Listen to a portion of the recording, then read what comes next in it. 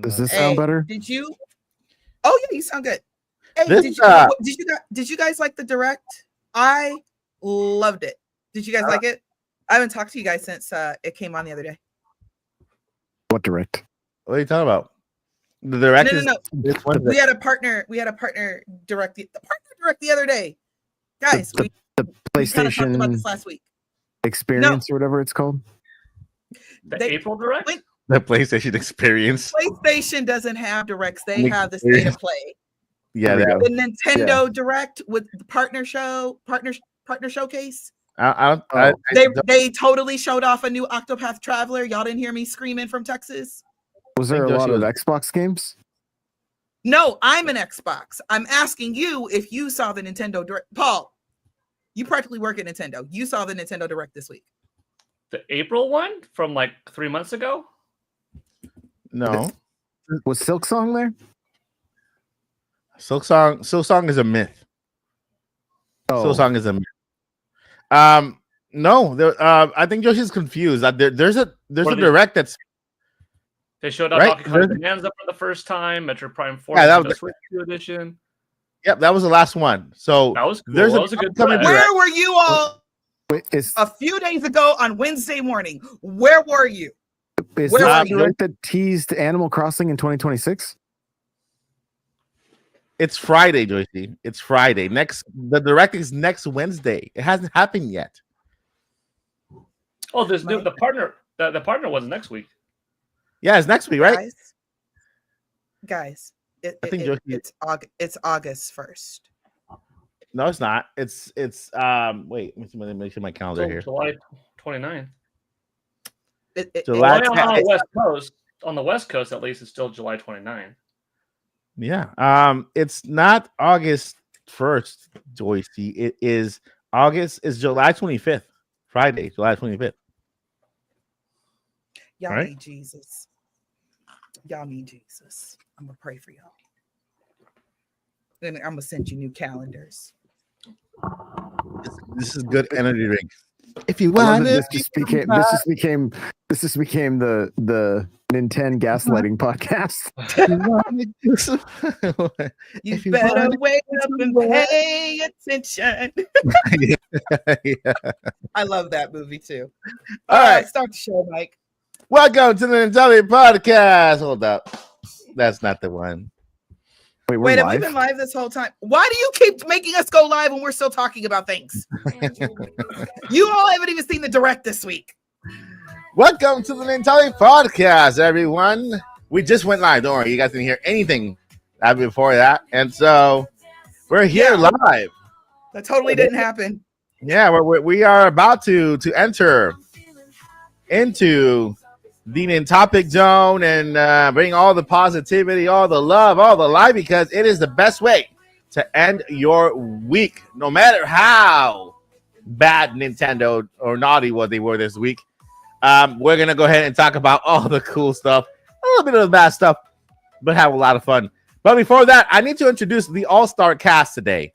All right, so with us for the very first time is Sir N64 Josh, first of his name, King of the Polygons and Jagged Shadow, Lord of the Hyrulean Plains, White Wielder of the Three Prolonged Tridents, Patron Saint of the Expansion Pack, and the Last Blower of Cartridges. What's up, Josh? Yo. I wish I had a cartridge. Where's a car? I need to blow a cartridge.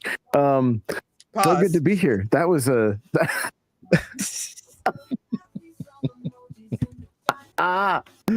so good to be here. Hello everybody.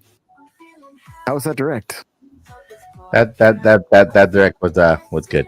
Was incredible. The best of all kind. All's faithful otherwise. And next we have Lady Joycey of House J, the unchanged queen of the companion cube and the couch co-op breaker of servers, bringer of salty tears and Joy-Con drifts, and first lady of the Final Fantasy breakdown. Hi, Josie. Final Fantasy. Yeah. I'm also a professional demon aggravator. I aggravate demons, and that's a wonderful thing. Good evening, everyone. I am so glad you're here to hang out with us. And yes, I know we're going to talk about it, but I got to say it now. Octopath Traveler 0. Yes, I understand it was a mobile game. We'll get all into that. But if you didn't know, or if you wondered what that scream was Wednesday morning, that was me. That was me. Zero It made me so happy. Octopath Traveler 0 was a mobile game. Well, there's a version of it that was on the mobile. They completely revamped it, changed up the story, added, of course, a ton more stuff, and it's Octopath 0. We named it 0. Okay. Yes, and I don't care what happens after that. I am going to play the demo soon, but we'll talk about it. We'll get into it, y'all. I promise. We'll get into it. All right. So. And last but not least, introducing Lord Paul of House Gale, the coming storm, warden of the West Coast servers, shatterer of the world records, master of the digital whispers, and wielder of the blade of Olympus with numbers. That's about right. Yeah. It's been a good day for numbers. I'm sure we'll get into that later, but yeah. I'm happy to be here. You know, I beat Donkey Kong Bonanza a couple of evenings ago. Playtime of 40 hours and 10 minutes, and I posted up on X. What did that give me? Because people might be wondering, well, is that to completion? Is that to rush through it? No, you know what I got. Like this percent of that percent of that. So it's like a healthy amount of playtime, not to 100% it, not to just rush it, but like, hey, I got like about 70% of most things. And that was like this 40-hour just beautiful journey over 14 days in which now I'm in the post game having more fun. I'll give some more impressions on it, but to keep it short and sweet, fantastic title. And yeah. Doing all right today. Yeah. One day we'll do a Donkey Kong Bonanza full spoiler cast. And then talk about all the stuff that's in that game because there's so much. I'm also working on my first review in a long time. It's gonna be like a 30-minute review of the game because it's fantastic. I'm gonna go over every single layer of the game. No spoilers, but just let you know, if you are playing Donkey Kong Bonanza, don't beat it unless you have at least 500 bananas. That's all I'm gonna say. That's all you need, just 500 bananas. You can beat it with less, right? But there's a little treat afterwards, and if you want to continue gathering bananas, then you can beat it with less. But if you want to go through the treat, like back to back, then make sure you have at least 500 bananas to so that you can enjoy that after treat. There, did you complete that, Paul, or are you doing it now? I did have more than 500 upon beating it. You completed the post game. I'm still in the post game. I've been enjoying the post game for an hour. Yeah. That's good. That's awesome. All right, and I am Mike Odyssey. I don't have a long name, just Odyssey. Who? I'm Where are we? I'm from the House of Odysseys, and first of his name. Yeah, first of his name. and the Perez's of lost Puerto Ricans, and so. Before we move on, we gotta shout out Cryptic on the $4.99. What does Joycey think of the Legend of Elliot? A Link to the Past? Oops, I mean Millennium Tales. Totally not HD Zelda game. Bruh, of course. I can go ahead and I can just say this now. The beauty of a lot of the devs that were showing off their games at this direct that totally never happened, that I totally dreamed up, that they don't know what I'm talking about. Square Enix, when it comes to these HD 2D games, has really won my trust. I didn't really have to see much, except I was like, why does this like remind me of like Link's Adventures or maybe even A Link to the Past? And you nailed it. So that's all I need to see of the game. I am going to play the demo just because I kind of want to feel like I'm playing it, but I'm totally gonna play the demo. I'm gonna buy the game. If it comes physical, I'm buying it physical along with Octopath as well. But I thought it was just adorbs, and I said I want to play this. I'm interested. I'm invested. So yes, I was very excited about whoever Elliot is, and I want to go on this journey with him. Yeah. I mean, the last time we heard of him, he was helping ET escape. So at least we now know where he ended up, and he's gonna be in the game. So it's cool, right? Exactly, Mike. Right. So, all right. Thank you so much, Cryptic, and that's one of the games I'm looking forward to. Mhm. All right. So let's pull up the list, because today we're gonna be talking about, of course, we're gonna get our first impressions, our highlights from yesterday's Nintendo Direct. No, it was not a total mess. It was not a total failure. Were there games for everyone? Maybe not. Were there games for someone? Yeah. There's always games. Here's my list of games. There you go. I filled up a page. Yeah. There are always games for everyone there. And so I was happy with some of the third-party support that we got. Games like Madden. I've never thought we would see a game like Madden on Nintendo Switch. That's actually really good from EA to bring that over. Trust me, Madden is up there when it comes to sales. It's a big seller. And so for people who want to play Madden on the go, and when they want to try the bigger screen, because we have the biggest screen on a handheld system so far, they'll pick up a Switch just to play Madden on the go, right? And so we had a couple other announcements that were really cool from the Direct. Let me go ahead and pull them up here so I can do like a little mini recap, just a mini recap, and then send it over to the cast so that they can give their 1-2 hits of what they believe and what they think about the yesterday's presentation. I do want to do a shout out to Nate the Hate. Okay, I do want to do a shout out to Nate the Hate. I've been following Nate the Hate through the entire process of when he did share information on the Nintendo Direct. Remember that he once said he didn't know what type of Direct it was. He said, I know there's one coming, and I can't tell you what format it takes, either Direct Mini, Direct Partner Showcase. He didn't know. He didn't want to even guess. He did mention it was going to be really heavy on third-party support. We ended up getting a Partner Showcase. You know what I mean? And so I at least we have to give credit where credit is due. The only one of the leakers out there, well, not kind of the fake ones. Well, the only one of the leakers out there who kept, getting some information, correct, and was kind of careful not to say too much, right? All right, so yesterday's Partner Direct lasted about 25 minutes, right? 25 minutes. And Nintendo made some announcements. The announcements, let me go ahead and make my screen bigger here because this man is blind. Okay, so let's go over the announcements from yesterday.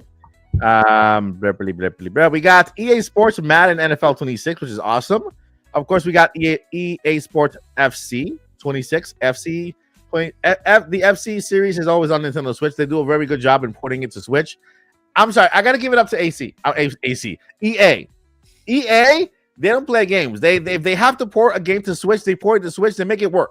So there's no reason why some games that are out there cannot come to Nintendo Switch as well when Switch was the main console. EA did it for other sports games. I'm sure you guys can do it too. We have a little cozy game known by Chilling by the Fire. Kind of creepy. We got Yakuza Kiwami 2 and Yakuza, not Yakuza. Is it Kiwami? Am I saying it right? Kiwami? I think so. Kiwami 2 and Yakuza Kiwami, both games on Nintendo Switch 2. We got Final Fantasy Tactics, the Valis Chronicles. This is for Nintendo Switch 2 edition. We also got an update to Apex Legends for Nintendo Switch 2.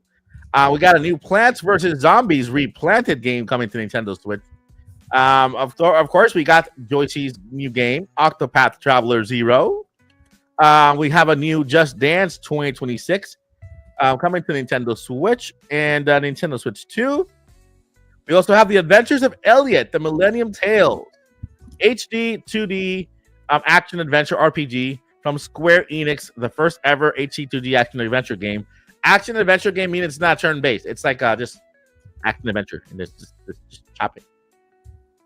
And we got Dragon Ball Sparkling Water, which is awesome.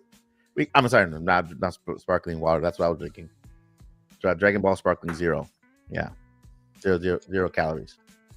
We got the emotional RPG Persona 3 Reloaded. We got a big fan favorite for this one was the Landon from Nintendo Land. He went nuts over Pac-Man World 2 repack coming to Nintendo Switch 2. That was cute. The whole enchilada.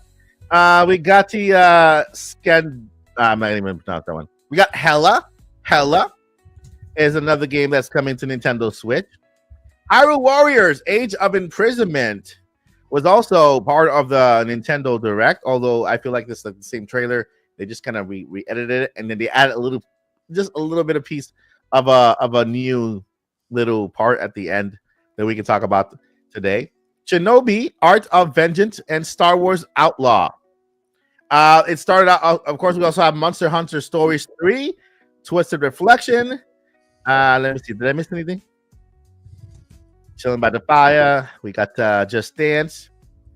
Star Wars Outlaw. Oh, Chronos: The New Dawn, which is by the makers of Silent Hill 2. Very cool looking game, as in when it comes to the visuals. I'm not a horror fan, but the game looks very, very good. And to a point where it looks like the only Switch 2 game that was made for Switch 2 using the console, right? Every other game kind of looks like it could belong on Switch and Switch 2. Yeah, let's see here. I think that's it. That's all the games that were on the Nintendo Direct Partner Showcase. Borderlands. Oh, they did do a little collage, right? In that collage, we saw Borderlands 4, Romancing Saga 2, Hello Kitty Island Adventure, that Shinobi one. We saw a little cute game called NBA Bounce, Goodnight and Goodnight Universe. So those were all of the games that were in the Nintendo Direct Partner Showcase. In the chat, if you want to highlight whatever game you like the best, and then I'm going to go ahead and send it over to. Let's go over to Paul. Paul, what do you think? What were your highlights? Well, first thing, what was your impression? Your overall impression. This is the same question for all three of you. What is your overall impression of this Nintendo Direct Partner Showcase? And what was the highlight and what was the low light? I feel in a minority when it comes to this opinion. And maybe it's because I'm 42 and come from a little bit of a different era, but I used to get my video game news once a month in the mail via Electronic Gaming Monthly magazine or Nintendo Power.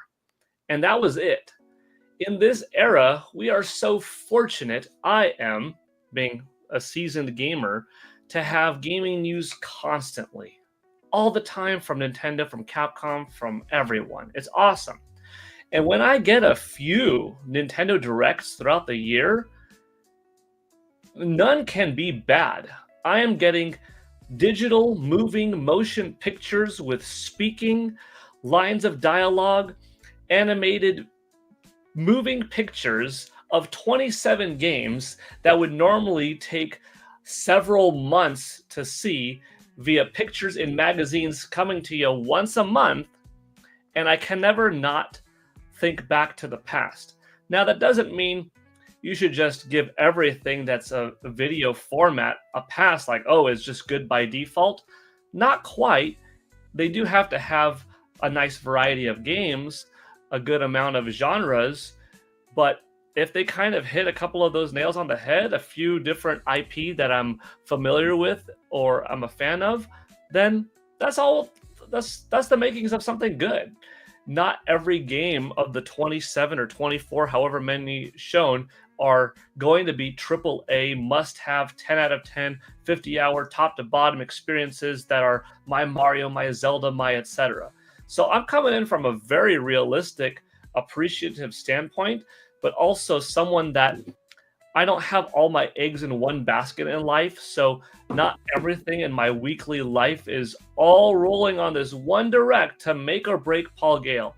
There's playing with my kids, looking forward to the next Superman movie, looking forward to this Nintendo thing, doing some chores, mowing the lawn, being like, you know what, darn, I did a nice job there. Dusting the furniture, be like, you know what, that's a nicer, cleaner looking pop of brown left over instead of the dust on top of it. Like, there's so many other things, and I think that's what irks some people, that is like, if all you've got is this one direct, and then for 4 months you've got nothing else, if that direct didn't satisfy you, like, I see people freaking out. I see people like borderline depressed from a presentation not hitting me. Like, dude, go pick up King Kong and like enter the Monsterverse. Go get a couple of comics. Find a way to diversify what makes you you. Work out. Learn a martial art. Garden. Do something so that you're always happy, because there's more that's fulfilling you constantly than just one thing. So I know that's a little bit of psychology behind it, but like, I want to explain, like, you're hardly ever going to find me say, oh man, that presentation sucked. Like, there's never been a presentation ever since Nintendo started doing these directs in like 2011, fall of 11 or fall of 12, that I said it was bad. Just some that are less good. And that's because they always have something that delivers. So now that I gave that whole spiel out of the way, out of 10, what do you grade it? What do you grade it? Oh, that's a B. That's a B. Yeah, I mean, it was a B. Yeah. Paul just told us to go touch grass, y'all. And I told Paul, nope, you gotta grade it. it was a B. Now, am I gonna buy Madden? No.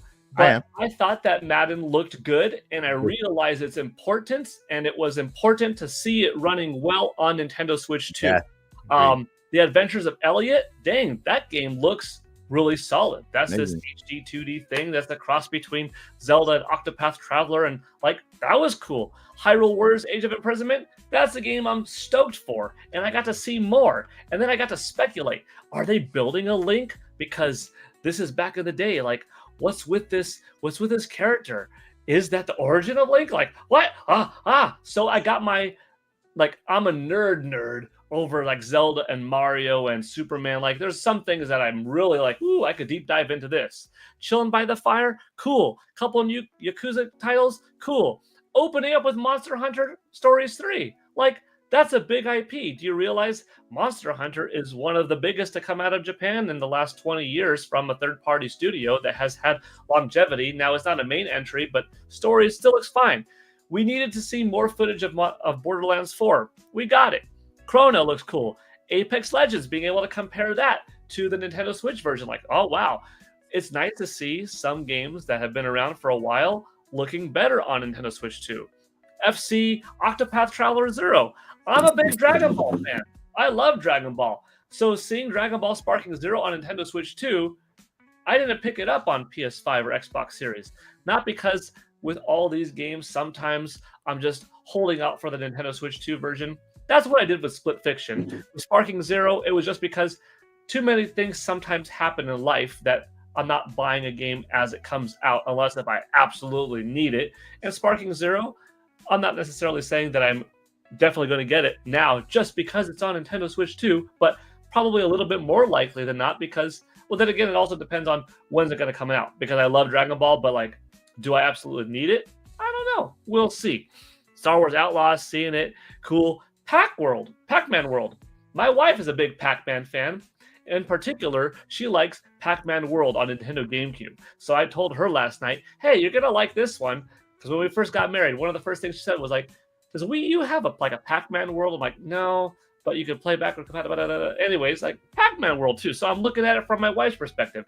Final Fantasy Tactics. That's a big one. That if, once again, you're an older gamer that was in the 90s when Squaresoft, before they merged with Enix, formed Square Enix, left Nintendo and made PlayStation games, you knew that Final Fantasy Tactics was a high-quality strategy RPG set within the Final Fantasy Cosmos universe that was a solid get. And then you had a couple of other little things like Shinobi, by the way. Download that demo. That's pretty dope. And then you've got Just Dance and Once Upon a Katamari, another. You only used to see that on PlayStation back in the day. And now a lot of the things from the 90s, early 2000s have come to Nintendo. Nintendo stuff never left to go to Xbox or Sony. But that's one of the hard sells of like a PlayStation Mini. All those games on it, it's like, oh, what made Sony successful back in the day wasn't Sony's own first-party hardcore games on PlayStation 1, PlayStation 2. No, it was a lot of third-party support. So buying a modern-day PS1 Mini, it's not as valuable because they have gone elsewhere, whereas Nintendo stuff has only stayed too. Like the NES Classic, the SNES Classic made it more valuable. Anyways, that's another story for another day. But like I just listed off a dozen games from those 20-something, and that was solid. I wouldn't say that any one game made me blow up off my seat the way Donkey Kong Bonanza did at April's Nintendo Direct. Yeah. But it didn't have to. Also, I'll end it here. There were some third-party games, I think, carefully omitted from this that we thought previously were obvious, like Elden Ring wasn't here. Final Fantasy VII Remake, or what they alluded to being the Final Fantasy VII Remake trilogy of games, which by now would include Final Fantasy VII Rebirth, or the Duskblood, a couple of other big third-party titles that we know about that weren't here. Nintendo has to very carefully distribute the news throughout the year. Otherwise, they know it, Nintendo games will cannibalize all the sales on the system, and third parties won't find success.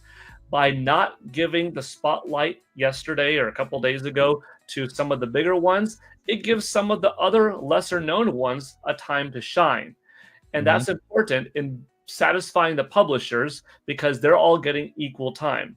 I imagine that within 7 weeks, it's August 1st. Yeah. By mid-September at the latest, there will probably be another proper Nintendo Direct. That's another 42, 47-minute presentation. That one has the big third-party games, including updates to stuff that we learned about but still don't know, like, well, when's Final Fantasy VII Remake coming out? And some of the stuff like, well, when's Kirby Air Riders coming out? So it's going to happen.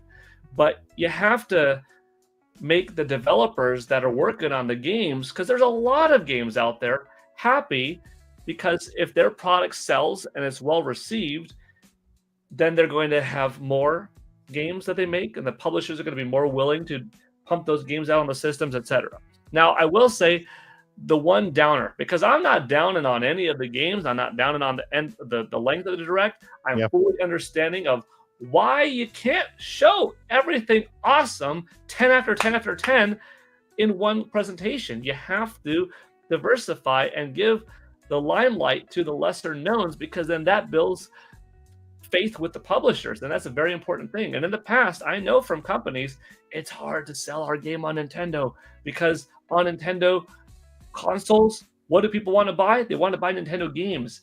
And then you still have a little bit of that trope go to the day. Nintendo's making a lot of moves to try to have, I think, the best, most solid, well-rounded list of games ever between third-party partners and first-party. And Nintendo is more aware of this than ever before, partially because they have to, because they know internal development is going to be harder and longer to make games on Nintendo Switch 2 with 4K assets, etc., than it was in the past. So guess who's going to fill in the blanks throughout the year in between their big releases, which aren't going to be as often?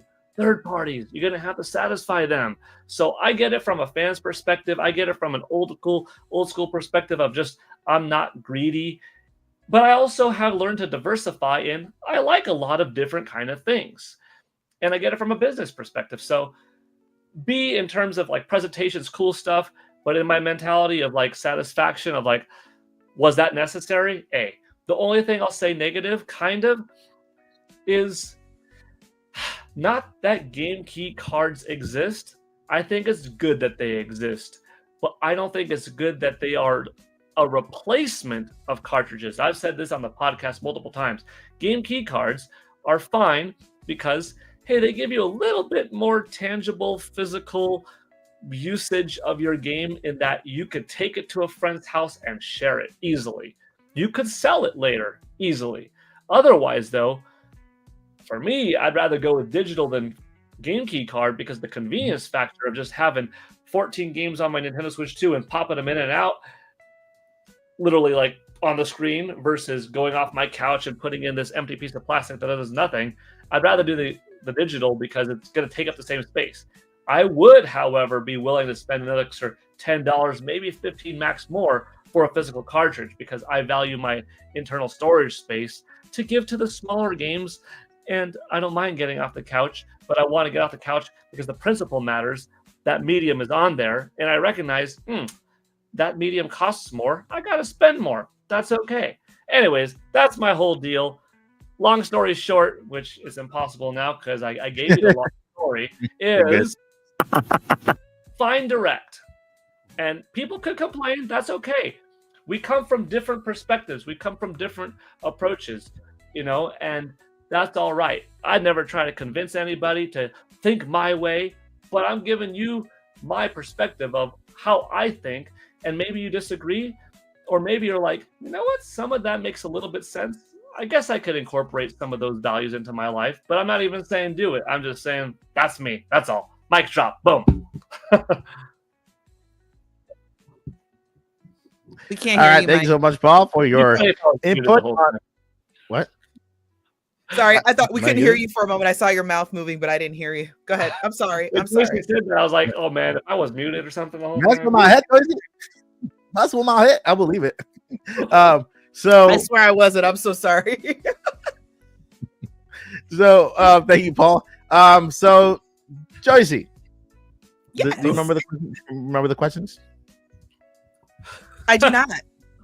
Sorry. Overall impressions of the showcase, and then your high point, or the best Oh. part of the direct, and what wasn't so good. I'm not gonna say bad because it wasn't a bad presentation. What was not as good as the rest? Like, what's the highs and the lows? Because we want to relate to everyone, right? Because I know everybody has different, like Paul said, we come from different backgrounds, right? Different likes, dislikes, and so as a podcast, we want to relate to everyone, who, no matter what you're feeling, whether you hated it or you loved it, right? We want to understand why of things. So, what was your highs? What was your lows? And give it an overall grade. What's the deal? Banana peel. Let me get another, because one coffee isn't enough, so I had to get another one. I can't believe I love this Starbucks this much. Okay, look. I'm gonna tell you right now, I give the direct an A-. Okay, that's good. And I'm gonna tell you why. I thought the pacing was good. I thought the arrangement of the trailers were good. I can deduct points, I guess, in the sense of there's a couple things I might have done differently with the arrangement. I might have made it a full 28 to 30 minute direct. I think one of my buddies in one of my Discords said, and I really liked his point of view. He said it might have, the games that are coming to Switch 1 and Switch 2, where there are graphical updates or changes, or it runs better or something of that nature. It would have been nice to see that kind of running side by side. Switch 1 version, Switch 2 version, so everybody, who has a system, they know what the difference is, because there are some people that are like, ooh, Switch 2 is still a little steep for me, but I really want to play a lot of the games. Maybe I can go get a Switch 1. Okay. Mm-hmm.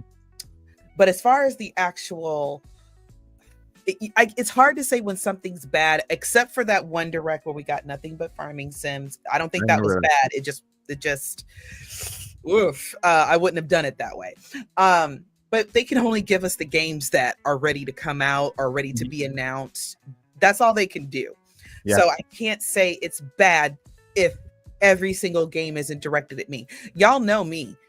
if we had nothing but a 45-minute direct of nothing but Zelda game after Zelda game after Zelda game, that's only going to make a few people happy. Like me. It would make me happy. Yeah. But what about people who don't like Zelda? You see what I mean? So the games that I saw were great. We've been asking for more third party. And Nintendo said, "Okay, here you go." How many games were in 25 minutes? Oh my gosh. So yeah, so that's my lows or my bad takes or what I didn't like or however you want to call it, right? Mm-hmm. Let's go over my list of all the things I did like. Let's see here. Okay. Got a pin. Monster Hunter Stories. I'm like, opener. I'm like, ooh, yeah, this looks good. Why does it remind me of Breath of the Wild? What is happening? Ooh, that looks cool. Oh, Monster Hunter Stories. Monster Hunter is a game series I want to get into. Mm-hmm. The games look great. I forget which one it is, but I have one in there. Still has the plastic on it. Haven't even opened it. Mm-hmm. Let's see here. Final Fantasy Tactics. Never played the Final Fantasy games. Mm-hmm. The whole point of this gen, we're gonna see if Joycey can go through her backlog and somewhat keep up with a lot of these games that I'm really interested in. That's actually the goal by the end of Switch 2's life cycle. Persona 3 Reload. Persona is another series I would like to get into. The only thing I heard some mixed things about Persona, that the base game is this is what I heard, guys. I haven't fully had a chance to research it, but I heard that the base game is going to be $90 and it doesn't include the DLC. Okay. And I'm like, okay, we're going to put that on the bottom of the list for now. Mm-hmm. Payment plans.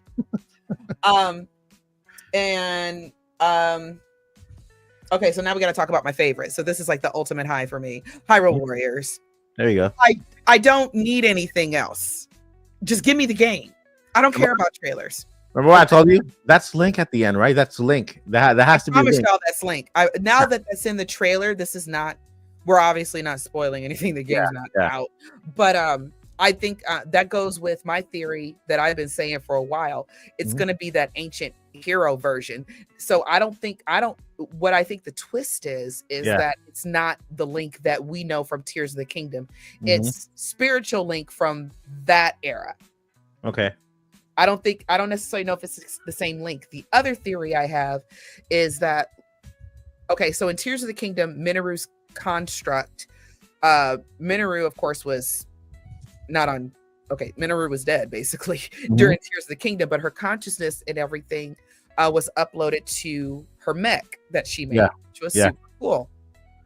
What's keeping them from grabbing Link's subconscious from the future and bringing it back? Because what's interesting is Link was knocked out for a very long time. Because Tears of the Kingdom had a cold open. We see Ganon, Zelda falls into the past, and Link is knocked out actually for a while. Yeah.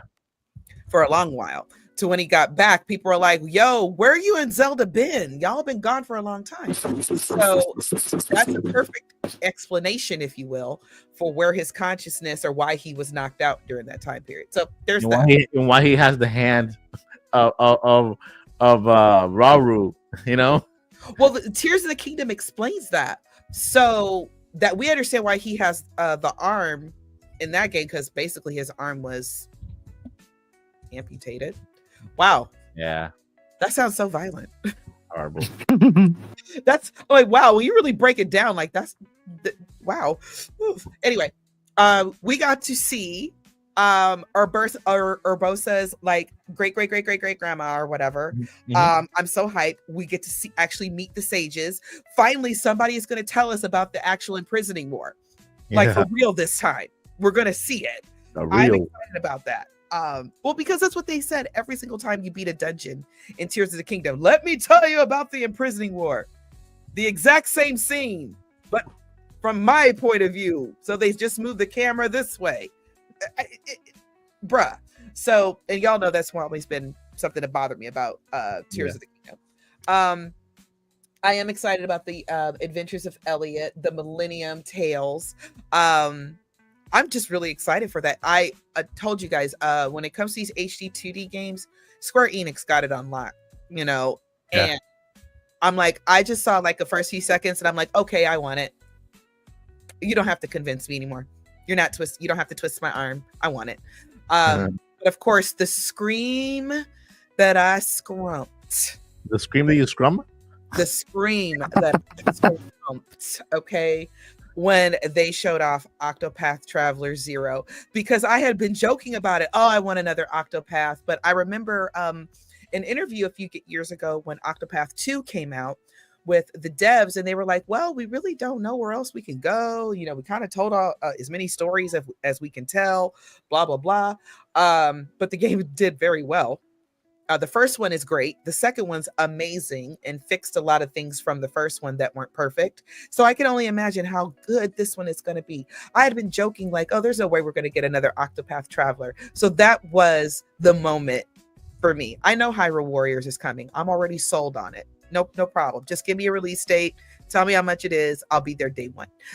But I didn't. I never saw it coming. Came out of nowhere. We're getting another Octopath Traveler. I have raved about these games on this podcast for years. I've raved about it on my Twitter. I need all of you watching. You. Okay. Me? You. No. Well, you too, Mike. But I'm talking to him right here. You, adorable one with face. I see you. You need to play Octopath Traveler. You know why? Because you deserve good games. You do. Okay, I want you to understand that you deserve good games, and I want you to play it, and then come back and tell me how good it was and how much you liked it. I enjoyed the direct, and also I'm gonna say this again. I'm not gonna stress out on a system that's basically 2 months old. I think it would be a time to worry if we got to the end of the year and we don't get another general direct, we don't get any other announcements, we don't get anything else for the rest of the year. I think then it's time to kind of worry, but only a little bit. I think people have a little bit of PTSD from the Wii U days. Not only because the other thing about the Wii U is the games were kind of trickling a bit. Right? There's a lot of great games in the Wii U, but a lot of people don't know that because they were kind of trickled down. And I think that also kind of killed hype for the system at that time. So, yes, I am breaking the fourth wall. Thank you, Cryptic. So I think that people are concerned, like, because Nintendo does have a history of brand new system, yay sales, yay games, and then the follow-up system, you know, so I think that's where people are concerned about. But I think Nintendo hit the ground. Okay, they didn't hit the ground. They hit the ground and then stumbled and kind of rolled onto their feet and then took off running. And we got a lot of great games to start. And I think we got a lot of third-party games going next. And I also think that we're still getting another general direct because we don't know when Hyrule Warriors is coming out, but it's supposed to be coming out winter. I know there's a theory of when we might know because it's been rated in Australia, I believe. But we still don't have a date for Metroid Prime 4. That's the other topic we're entering into. Yeah.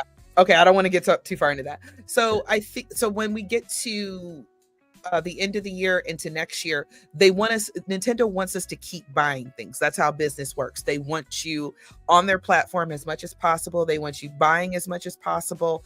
They want you completely as much in their ecosystem as possible. Okay.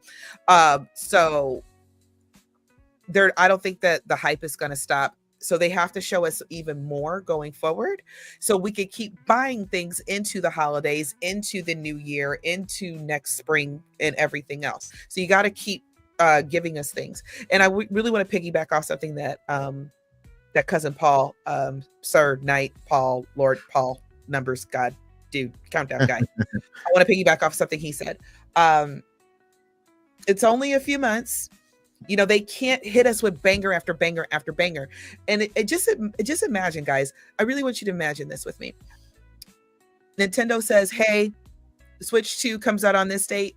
Here's a 2-hour direct with every single game that is coming, with every single date, with every single price, and we're not going to talk to you for the next 8 years. See you when Switch 3 comes out.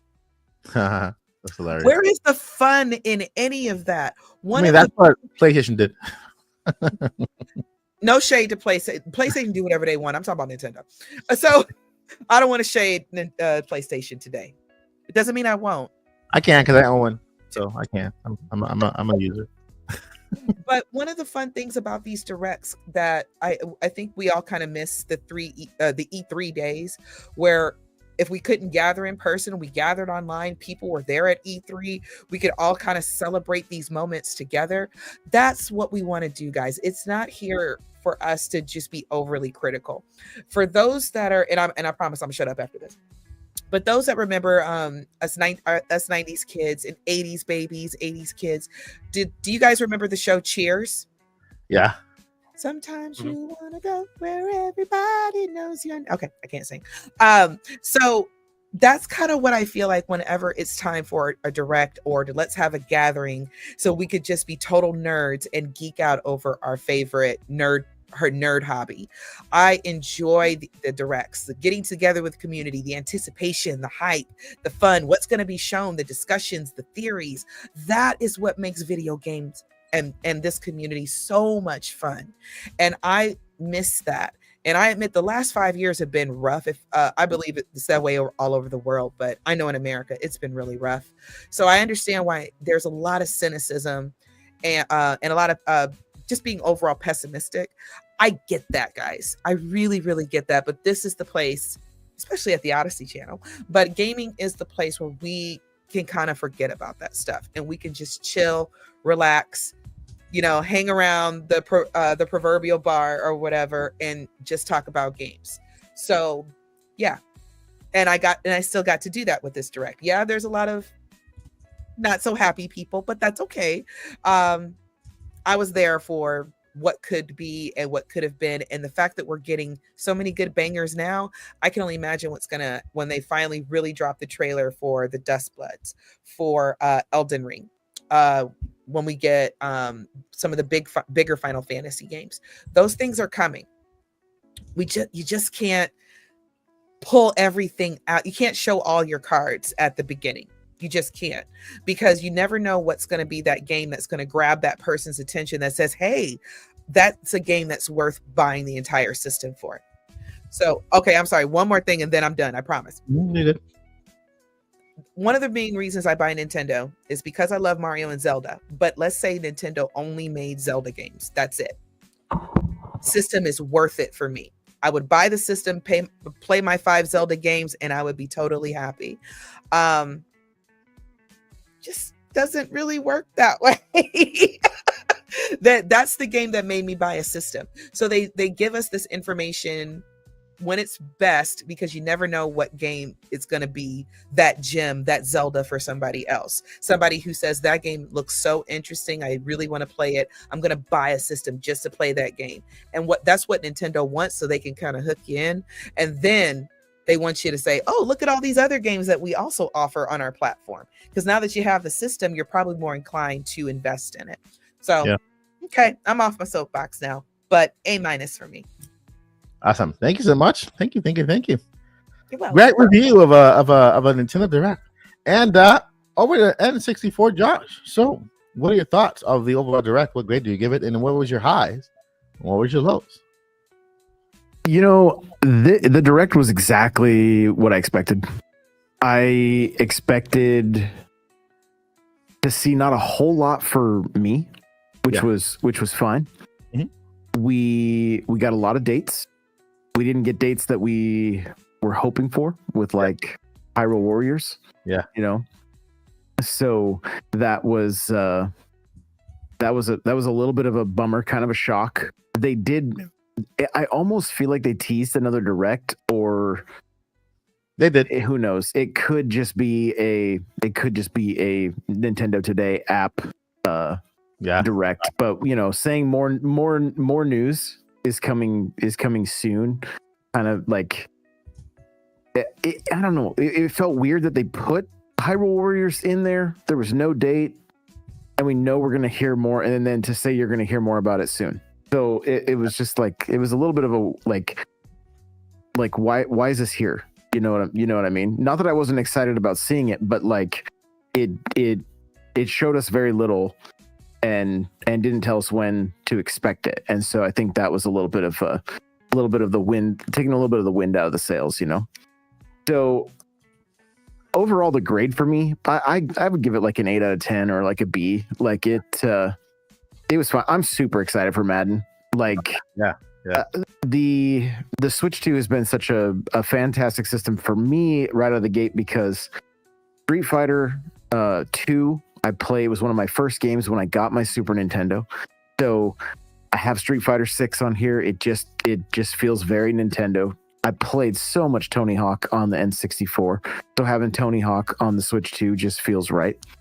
And you know, even yesterday we had the Direct, so it was a bit overshadowed, but Ninja Gaiden Ragebound launched yesterday. Now it does only run 30 frames even on Switch 2, unfortunately, and it runs at 60 on Xbox and PlayStation and PC, I believe. So there is that, if that's a big deal breaker for you. But that game is fantastic. Like, I picked it up, started playing it. It is so good. And here's a little treat for you guys. Go on to NSO, try the very first game that's on NSO on the NES. First game to introduce cinematics, and what Ragebound essentially lets you play what was just a cinematic from the 80s. And so it's super cool. So it was a bit overshadowed because of the Direct. And so I do highly recommend grabbing that, especially if you love pixel art stuff. Just a little tangent there. But the HD 2D stuff, I don't really have fatigue for it. What I was expecting with this Direct is that there would be a lot of games that I just worry about having enough time to invest. That's really what it boils down to. When it comes to these bigger RPGs and stuff, it's like, it's a bit difficult. I loved Donkey Kong because I kind of played through it in like a week or less and had a great time with it. And I'm kind of finding that that's kind of the sweet spot. Sometimes these bigger RPGs they're a lot to. It's kind of like, it's almost like reading a book, and you just got to go, okay, I'm going to put like 2 hours into this an evening or 30 minutes before I go to bed, and it's just going to be a very long ride, and that's okay. Yeah. Elliot looked incredible. Made me want that team to make a Zelda game, and you know, to see the Zelda IP get some love from Square, I think would be a fantastic move. And Chronos looked cool. I wish they had sold me on it just a little bit better. Like, I played Dead Space. I love Dead Space. I liked the weapons in Dead Space. The pistol in this game looked a little bit weak, but I think that's also part of what they're playing into, where it's like you're going to be more scared because you don't have much for an arsenal, you know? So, not a bad thing. I just didn't. It just felt. I needed a little bit more to have it really sell me, because I'm like, why do I care about these characters? What's, you know, it just kind of came out of the blue, and I don't know that for me personally that it showed super well. Like, I wanted to see more. I wanted to feel like I had a reason to really grab it. Shinobi looked great. You know, EA showing up, dipping their toes in the water, getting their sports games, getting Plants vs. Zombies. That Monster Hunter game, the Stories games never really pulled me in all that much. Like I know they're kind of like a Pokemon style game. This looks to be a little bit more like it was giving some serious like Fire Emblem or Xenoblade vibes for me, and I was like, okay, I like it. Feels like this series within the series it looks a little more mature, which I think is great. I'm a huge Monster Hunter fan of the like Rise and Sunbreak, like some of my favorite.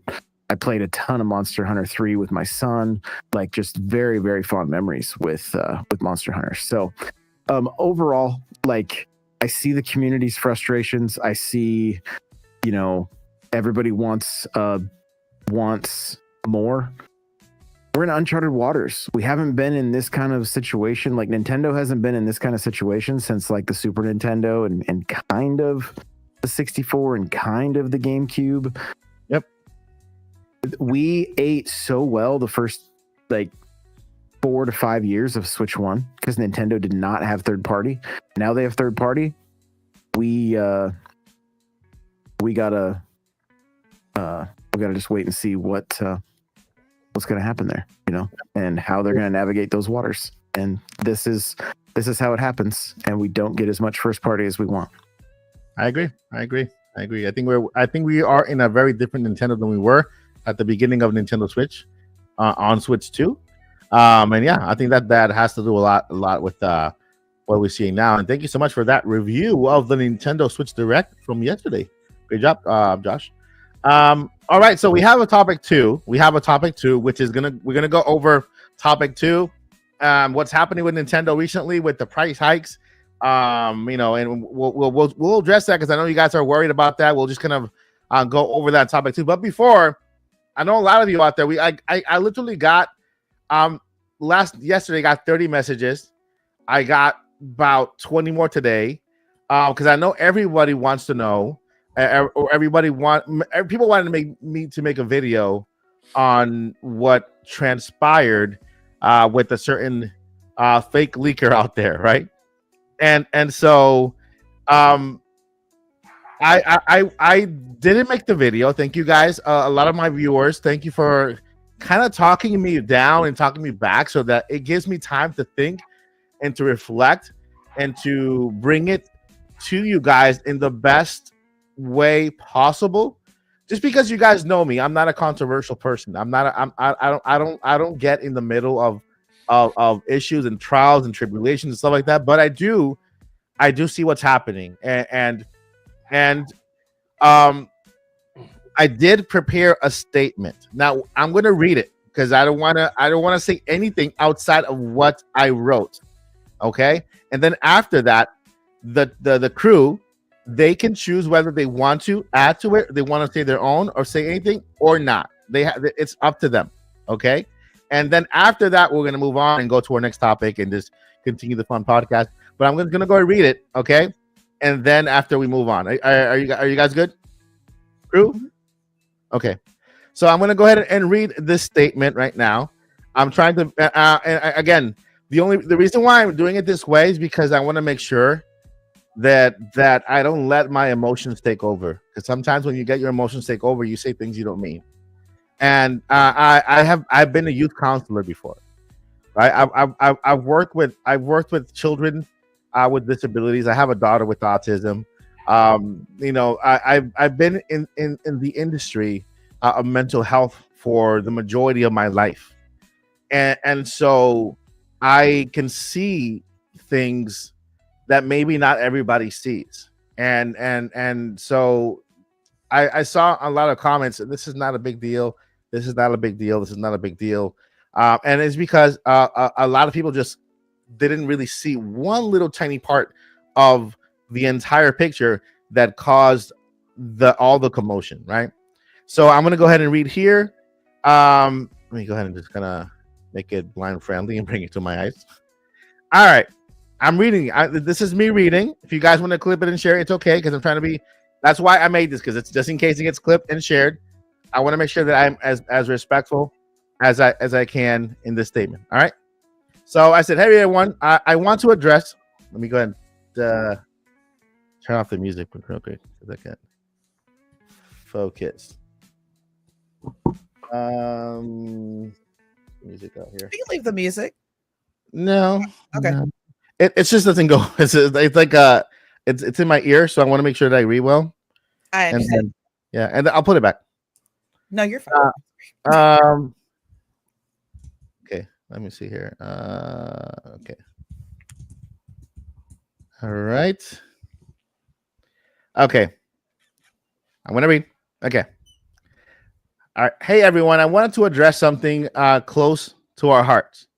The recent situation with Beat 'em Up's fake Animal Crossing 2026 teaser from his Nintendo Direct League experiment. This has stirred a lot of emotions in our Animal Crossing community. And I want to talk about it with care and understanding. I truly believe Wood didn't mean to cause pain. His focus was likely on exploring how rumors spread online, and he may not have realized how deeply an Animal Crossing tease would hit. As creators, it's easy to miss the full emotional weight of something so dear to us. And I'm giving him the benefit of the doubt. He's a fellow gamer who shares our passion, and I don't think he intended to hurt anyone. But we need to recognize the real harm this caused. Animal Crossing New Horizon was a lifeline during the pandemic, a time of fear, isolation, and loss. For many, it was more than just a cozy game. It was a safe haven where we built islands with friends, found routine in chaos, and connected when the world fell apart.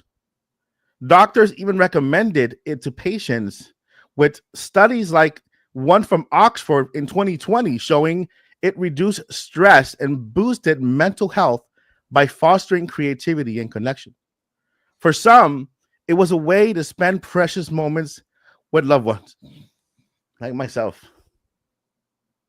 with siblings, parents, friends who we lost during COVID, others in tragedies. Those shared islands, those late nights, the fishing, the chats, those villagers' letters, they're sacred memories.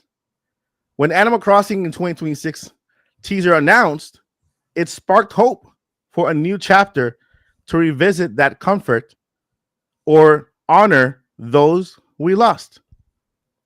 Learning it was fake hit hard. On X, one fan shared, AC got me through 2020. AC got me through 2020 when my dad was in the hospital. This fake teaser broke my heart all over again. Another wrote, I played with my sister before she passed from COVID.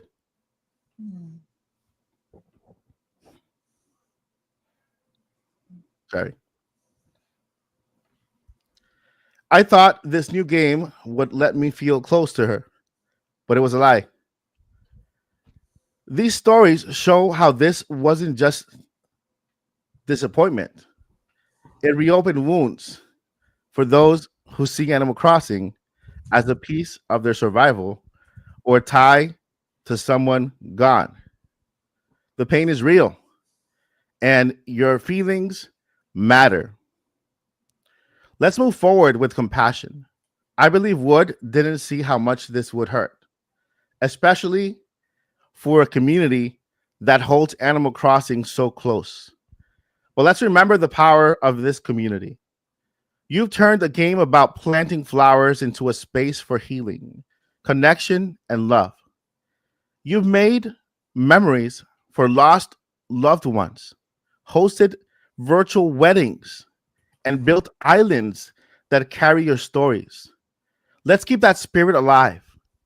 Keep sharing, supportive, and creating together. This moment doesn't define us. Our hope, our resilience, and our love for this game do. You make Animal Crossing a home for all of us. And together, we keep building new memories that shine brighter than any hurt. Thank you for being the heart of this incredible community. And I'll just leave somebody take over.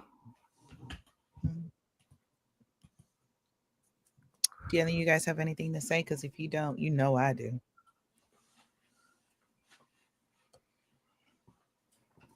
I agree with everything Mike just said, but I want to talk more about integrity. Sometimes I'm not going to sit here and act like I watch Wood and I have a good feel for who he is or anything. I only know what I see spiritually, and I'm not going to get all into that because this is not a let's beat up on a content creator kind of podcast. Mike knows what I think. But now that I've slept on it,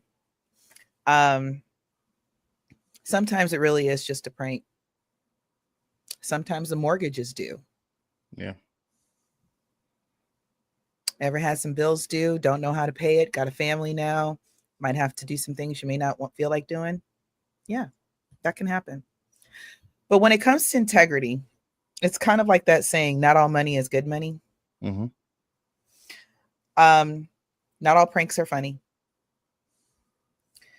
He may not have had, regardless of what I think, let's just assume that he didn't have any nefarious intent. Let's assume that. I want to believe that. Nothing's more insulting than being purposely gaslit and then told there's something wrong with you for believing it. That's what I have a big problem with. He basically purposely gaslit an entire, not just his community, but the Nintendo community, the gaming community, and then acts like we're the crazy ones because we're excited. If he feels bad, great. Maybe he learned his lesson. But I do know that he's done something like this before. And I don't feel great about somebody who does have a trusted platform, or not trusted, or a larger platform. And even though it seemed like a joke and kind of fun and everything, that's what gaming is. There was no reason for people not to believe him. And I know people say, well, it's because it's what you want to hear. I don't think it's because we want to hear. I can tell you guys all day a new 3D Zelda's coming, a new 3D Mario's coming. I don't know when, I don't know the title. I don't know. But I think that's kind of normal to expect those things at the brand new start of a new system. But yeah, don't, excuse me, but I'm going to say it like this. Don't pee on my leg and tell me it's raining. Don't do that. Don't look at us like we're the crazy ones because we believed you. Just like you weren't crazy when you were 5 and your mom told you Santa Claus brought you all your presents. Don't do that. And the last thing I'm going to say about integrity as a whole is, let's just say in an alternate universe, Wood got lucky and everything, all those wild, games that he put out, Animal Crossing, all those things. Let's just say that they all were just true. He just got real lucky and we got a general direct and everything he named was all in there. Would he admit, hey guys, I really was just trying to prank. I really was just trying to do a social experiment. This just happens to be a crazy coincidence. I guess we'll never know. But the trust is kind of broken. I'm not interested in his channel or anything he really has to say about anything. Not that I necessarily ever was, because I didn't really know much about him. But now it's kind of like, I got a couple of recommendations and I'm like, yeah, you do you, boo, over there. So that's all I got to say about that. Yeah. Yeah. Anything else before we move on?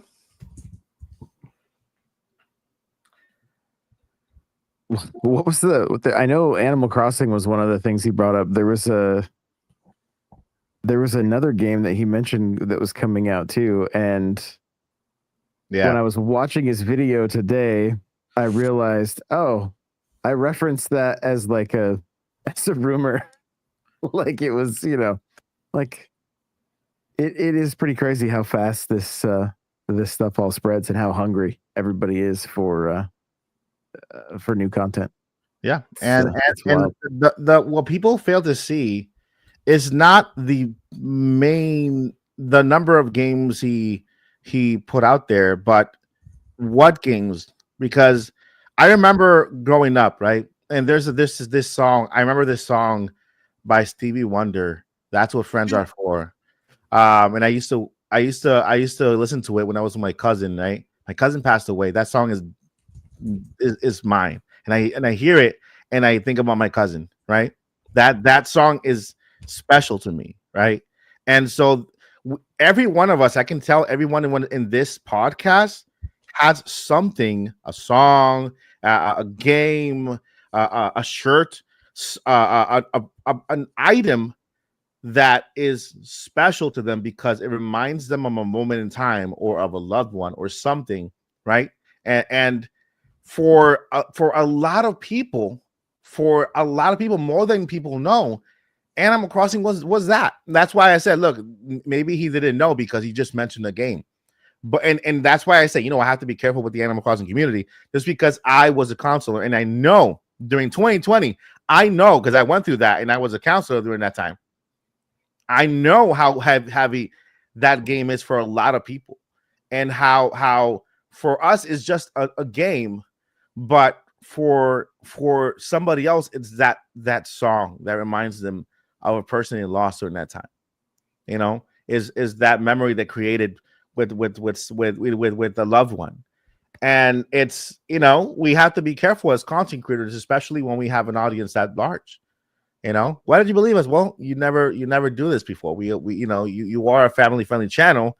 I can tell you, Beat 'em Ups was a big influence on why I created the Mike Odyssey channel.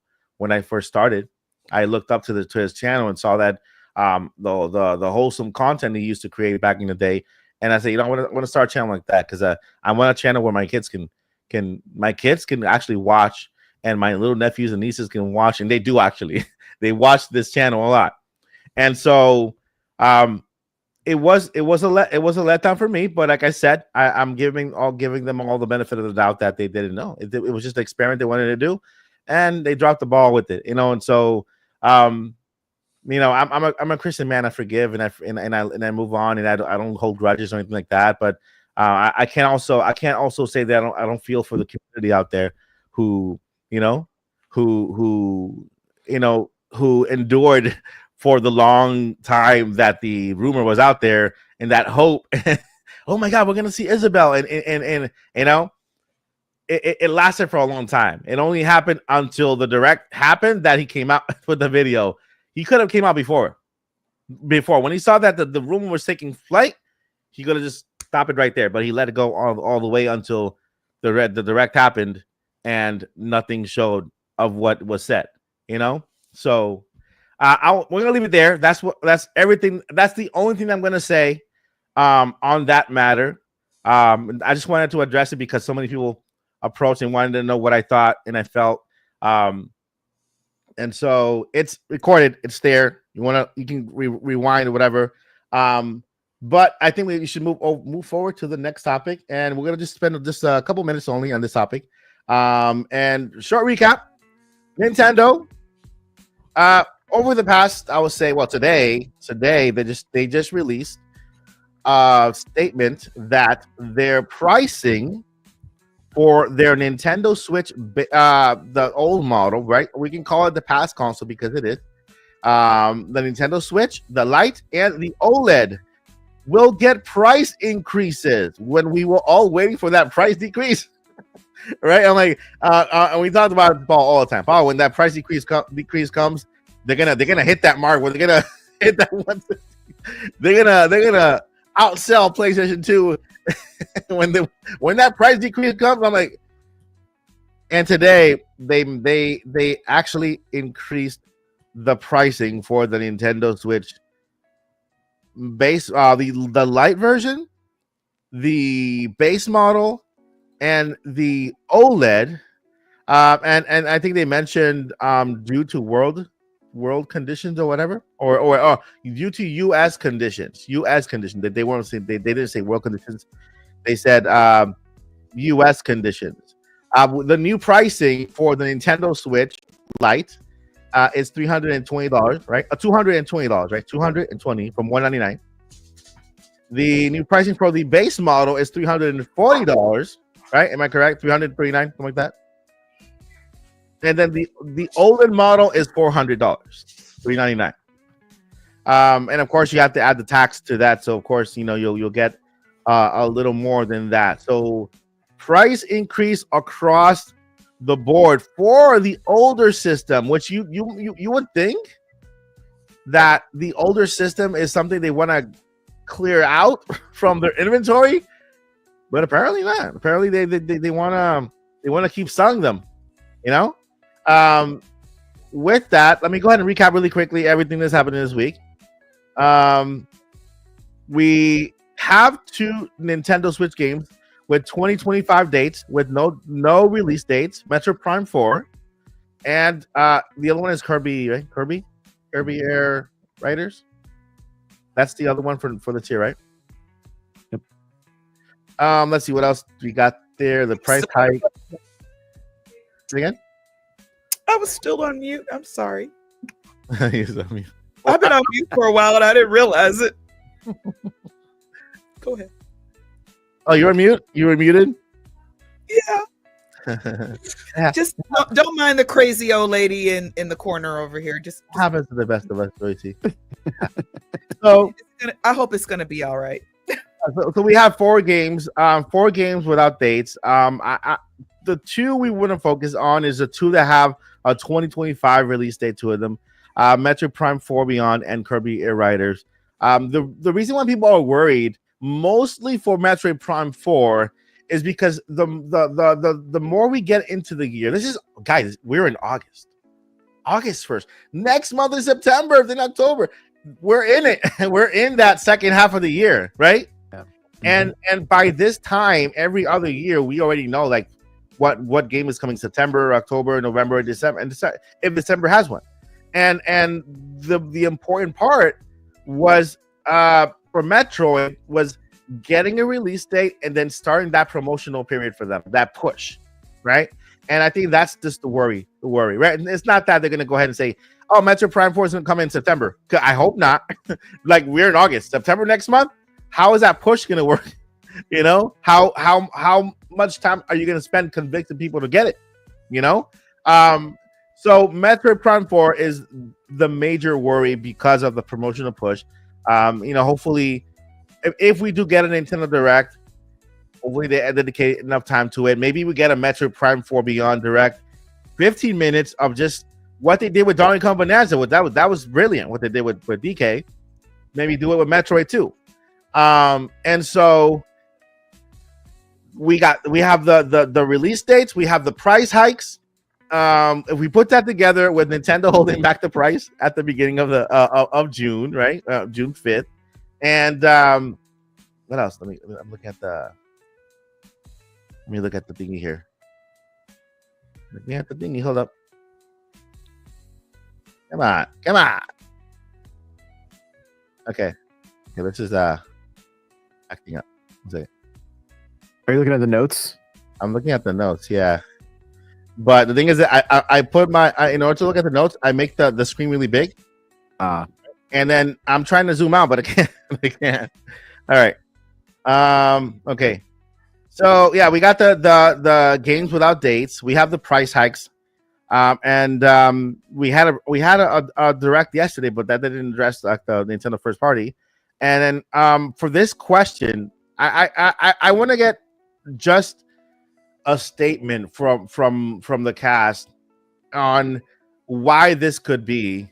And I'm going to add, because I just had a last question here. Is Nintendo's strategy changing now that bigger third-party titles are in the mix? Because, I know this was mentioned earlier in the podcast. We didn't have big titles like Madden before. Madden is a major title. We didn't have major titles like Final Fantasy Remake, in the mix. And does this influence Nintendo's lineup? Because before, I feel like Nintendo maybe was a little bit kind of pressured into having a game every single month, but this time around, because of the how big the support is, maybe they don't have to release a game every single month. Maybe they could say, hey, we have a huge game coming out, Madden, in November. We're good with that. And moving forward. So I'm gonna start with Paul, because I know Paul has to go in just a bit. So what do you think is happening with Nintendo? Why the price hike? Why the lack of information when it comes to the release dates? Is there any issue with the Metroid Prime or promotional? Who is that? That's Peach. Hi, Peach. Peach. They want to say hi. You want to come up? You want to come up? Oh, she wants me to chase her. Oh. Okay. Yeah. Price hike wise, I think it's Nintendo's non-political way of saying tariffs. You know, not to get into politics and that thing, and just say current climate issues and stuff like that. It's safer to say. What? I don't think Peach agrees. We're talking. What do you think? Yeah. Well, why don't you come up and then talk? She just wants me to play. She just wants me to play right now. Really fun. Peach is down here. Peach is good. They want girl. to see you. Okay, I'm getting distracted. Tariffs and stuff like that is causing Nintendo to have to raise prices. Now, on the one hand, you could say, well, shouldn't the profit margins be greater 8 years later than it was like back in 2017, 19, 21, respectively, when Switch Lite, Switch OLED came out? Yes, but tariffs still got to do their job, and it's still going to affect Nintendo's bottom line, etc. So it's tricky business, unfortunately, but that is why they're having the price hikes, I believe, 8 years into the system's life, instead of a price reduction, which would really be beneficial at a time like this to help quicken when Nintendo Switch will eventually hit 160 million. Because, as we got sales data last night, they're getting closer and closer. But anyhow, what was the other part of that? It was why aren't they doing release dates yet for their... Let me ask you a follow-up question to that, though. Because wouldn't it make sense if they had a price reduction already scheduled to just leave the price the same instead of reducing it? Because if they have a trend on reducing the price at some point for their older systems, wouldn't it make sense to just leave the price where it's at because of the tariffs, instead of reducing them or even bringing them up? It looks like they did not have the intention of dropping the price. There you go. Yeah. Maybe they had the intention of doing a holiday price drop. You know what I mean? Like maybe this holiday season, they're like, all right, Nintendo Switch Lite is going to be $170. Nintendo Switch is going to be $250, and the Nintendo Switch OLED model is going to be $300. So it's not a huge drop.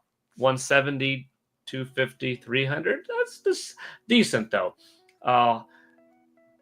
But maybe that wasn't until December, you know what I mean? To have a big impact. Or if a quarter started to be a little bit lackluster, that's when you have this in February of 2026 or something like that. So I guess, because you could say, hey, if they were on the verge of doing a price drop August 15th, why not just let those two options? No, I don't think so in that case.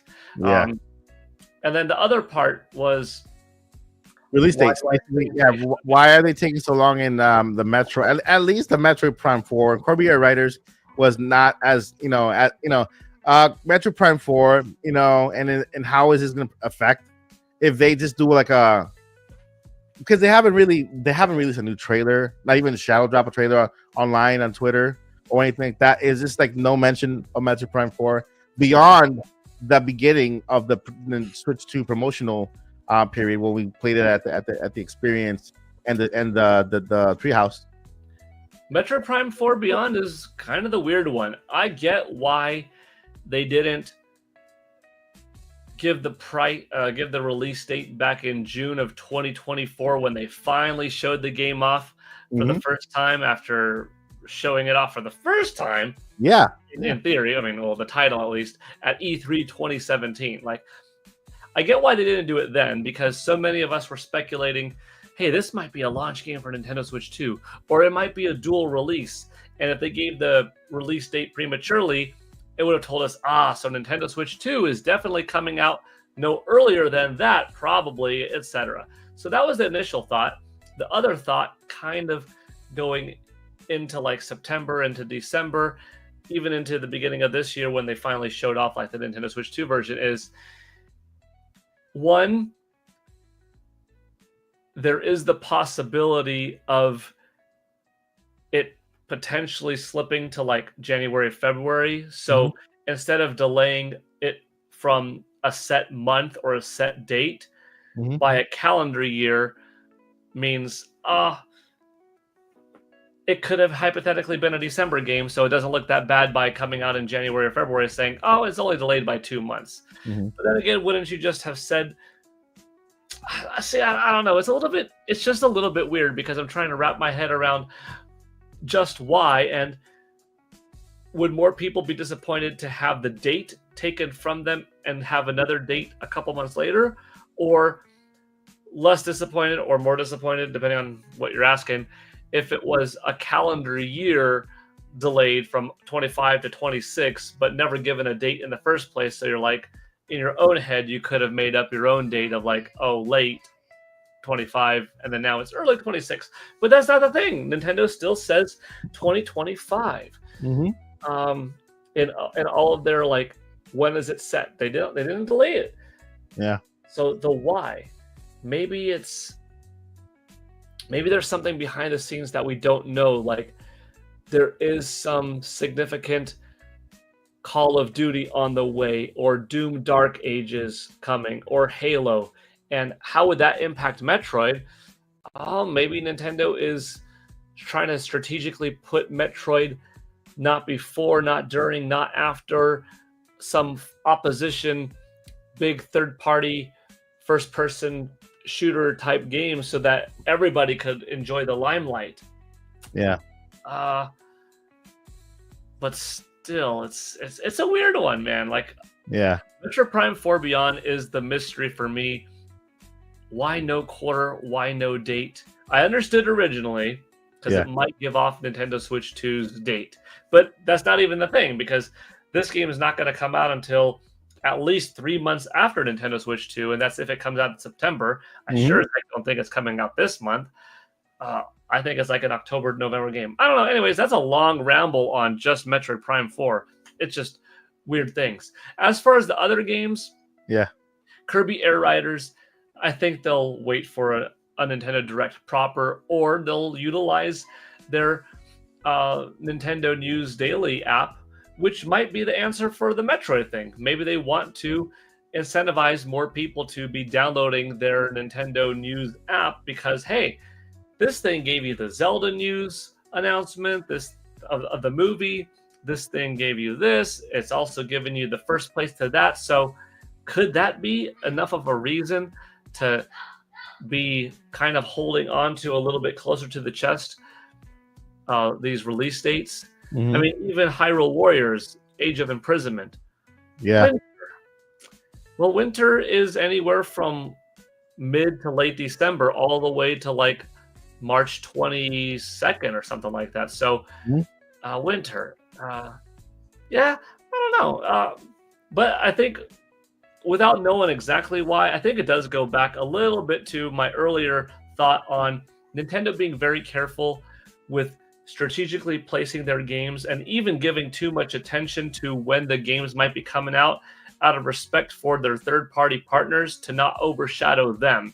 Because if people are allocating their budgets and saying, oh, now I'm definitely putting my pre-order cash towards this game, or I'm saving up my money for this game, for Metroid, maybe I will pass on other third-party games that are similar around that time.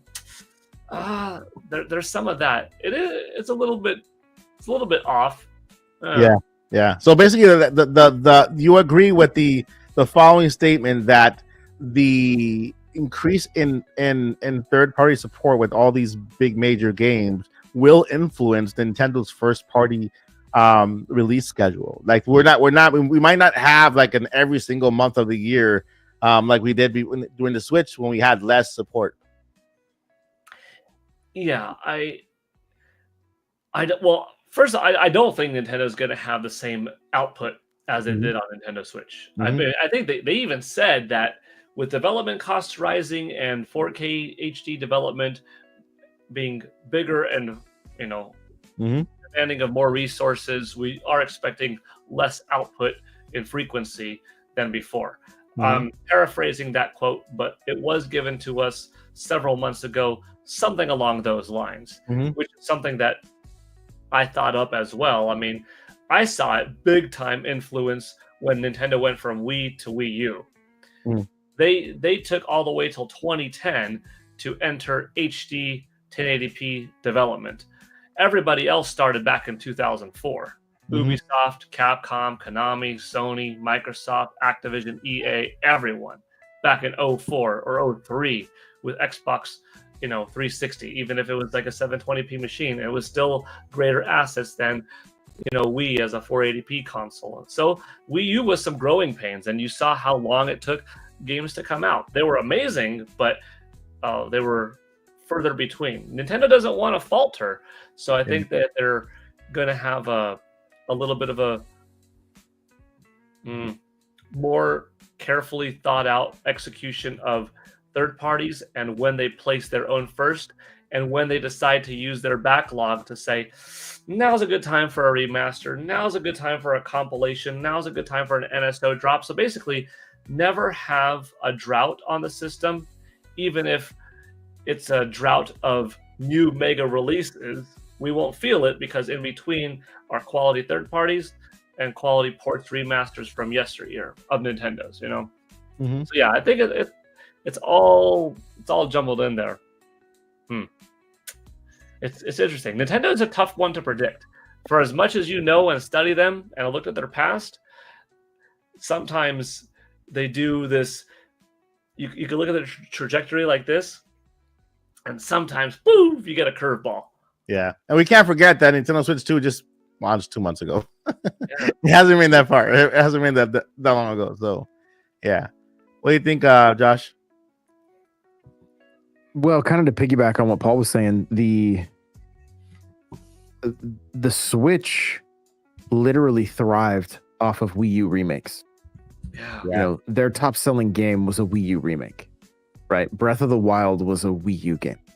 And so you can't follow a successful console the same way, because you don't have, unless you're gonna pull a Sony and start remaking remakes like real quick, right? Doing their remasters and their remakes that like nobody really wants that, right? We want new content. So this time around, third parties have to be it.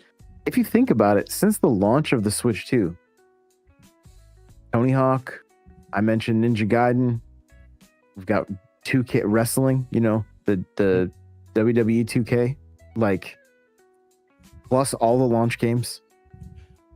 It's not like there's not games there, but Mario Kart eats up 6 million of the 8 million units of software being sold.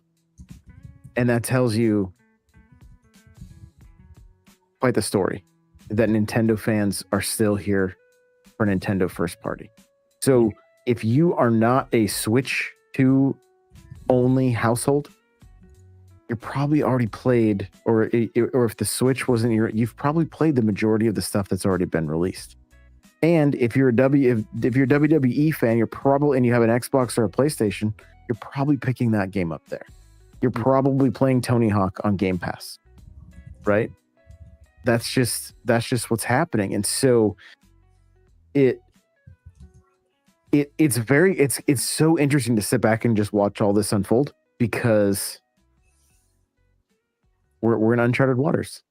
And if you are a hardcore Nintendo fan and are not willing to branch out and start playing some other things, we could experience very much what it was like on the Wii U.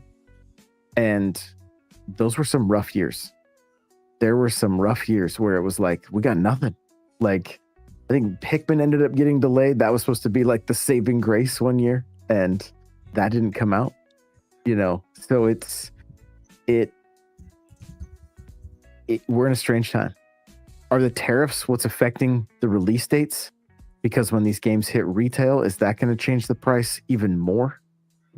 Like, what what's going on there. I just checked the eShop. Metroid doesn't have a.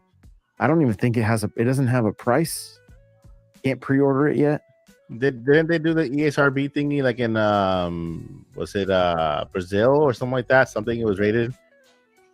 So yeah, but on the North American eShop, it's the rating pending. Okay. No price. Okay. No. It just says 2025.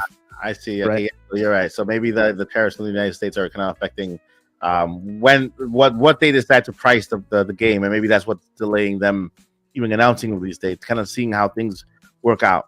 Can you imagine an $80 Yeah. game? Right. And the other thing is, like, as far as the price of the consoles going up, they've been consoles sitting on store shelves for quite some time. Like, they haven't been lacking Switches, Switch Lights, any of that stuff. Oh yeah. Yeah, my local Target is full of them. Full of them. Yeah. I mean, I even saw like 7 Switch 2s on the shelf at Target Nice. just the other day, So I don't know all the ins and outs with this stuff, but if they have to essentially back charge, right, for stuff like, depending on how these tariffs work, like, that's coming out of Target's bottom line if we're just using them as the retailer. So then the prices have to go up on that end. Also, keep in mind, Target dropped the price outside of what Nintendo even recommended last holiday. You could get like an OLED for like $279 or something like that. Like, so there was some leeway there. They cut from their own profits to kind of move product. Yeah. And so I was shocked when Xbox did this. I mean, you're talking about the least successful console manufacturer right now. Yeah. Raising the Series X to like what, $600, $700, something crazy, almost the price of a PS5 Pro. And it's just like, it's shocking because most people, I think, were assuming we'd see a Nintendo Select line. They would drop the price of all the older Switches to move more units, keep investors happy, keep the money flowing, but also give opportunity for those less fortunate to like get into Nintendo gaming. Mm-hmm. And now that's not happening. It's become more difficult. And I guess I'm kind of shocked without really totally understanding, because I understand I'm just a guy sitting here on a microphone talking about this stuff because I enjoy it, right? Mm-hmm. But it seems like for the amount of systems that are out there and that are going to be sold, they could have just kept the prices the same and ate that difference. Yeah. At the very least, and say, hey, we aren't racing. We were. That's a much better story for marketing wise. Like, hey, we were gonna lower the prices by $50, but now we can't due to tariffs, so we're just gonna keep prices the same, and we're gonna eat those costs or whatever, however they end up wording it, whatever. But like, just to see the prices going up is it's crazy. Yeah, I kind of have. Last thing I want to say before Josie, it paints a picture of who's in charge, and they're both financing people. Doug Bowser and Furukawa, they're both financing people. They're not the creative type like Reggie and Iwata were. Go ahead, Josie. I don't have much to say on this except I will say I kind of low-key rather them up the price on Switch 1 due to tariffs and oh my god, somebody said Starbucks. Where? Boo Minnie's teasing me. Girl, you threw me off my game. I'd rather them up the price of the Switch 1 than make the Switch 2 higher price. I hope people understand, you know, Nintendo is a business. Yeah. The developers want us to feel good. Nintendo's lawyers, Nintendo's employee paychecks, Nintendo's finance and everything, they're not interested in our feelings. They're interested in how they can sell us things. Okay. So I don't take it personal. I know people are upset, but I don't take it personal.